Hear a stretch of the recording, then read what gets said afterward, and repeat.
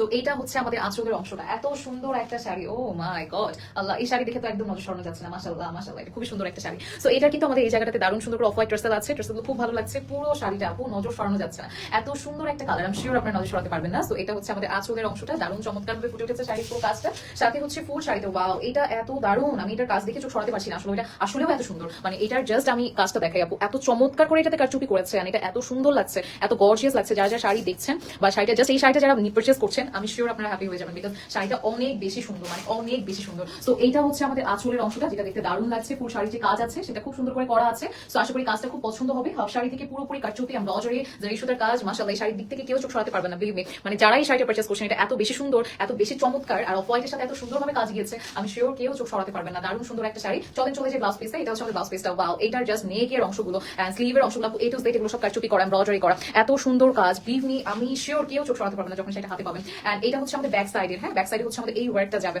মানে শাড়ির যে ব্লাউজটা আছে সেটা ব্যাক সাইডে কিন্তু আমাদের এই সুন্দর কাজটা যাচ্ছে, এই কাজটা যাচ্ছে। সো শাড়িটার জাস্ট অতুলনীয় সুন্দর, মানে খুবই সুন্দর। এক কথায় যদি বলি, এত সুন্দর একটা শাড়ি আসলে আমার মনে হয় না কেউ মিস করতে চাইবেন। তো আসলেও করেন না, বিকজ শাড়িটা দারুণ সুন্দর। এক কথায় বলবো, শাড়িটা দেখে চোখ সরাতে পারছি না আমি নিজে, মানে এত শাড়ি আমি নিজে দেখি, বাট তারপরও আজকে এই শাড়িটা না অসম্ভব সুন্দর, যেটা দেখে একদম চোখ সরানোর কোনো জো নেই। এত নাইস একটা শাড়ি আজকে দেখাচ্ছি।